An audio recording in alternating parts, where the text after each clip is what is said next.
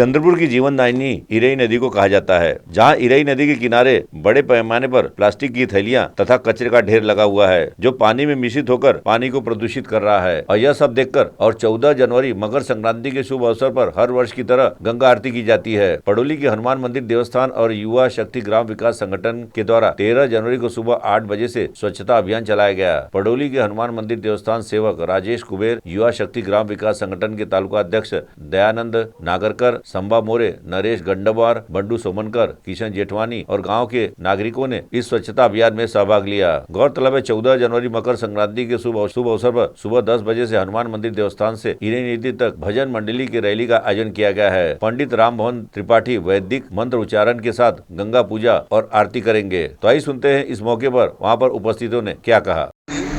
माता इरई नदी ही सर्व स्थानिक ग्रामीण तसेच शहरी भागाची पोशिंदा आहे।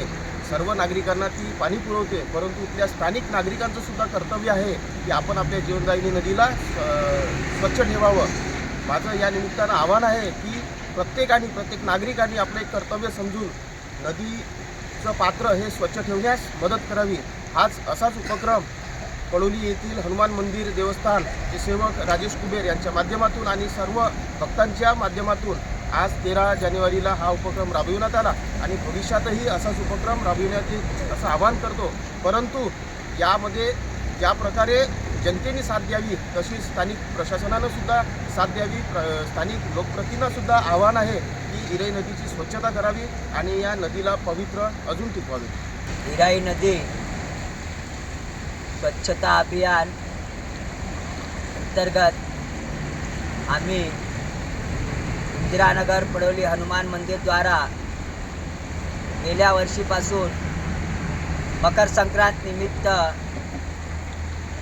इरई नदी चंद्रपूरची जीवनदायिनी नदीची गंगा आरती घेत आहे।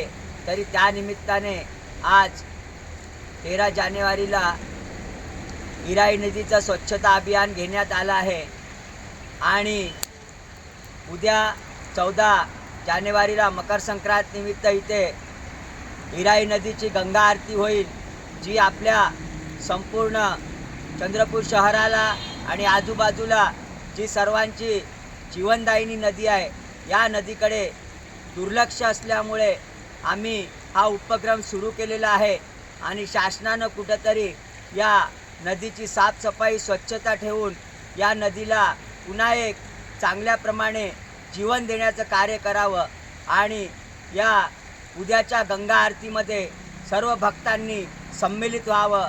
सकाळी ठीक 10 वाजता पडोली हनुमान मंदिर येथून प्रस्थान होईल पदयात्रा व त्याच्यानंतर इरई नदीची गंगा आरती होईल।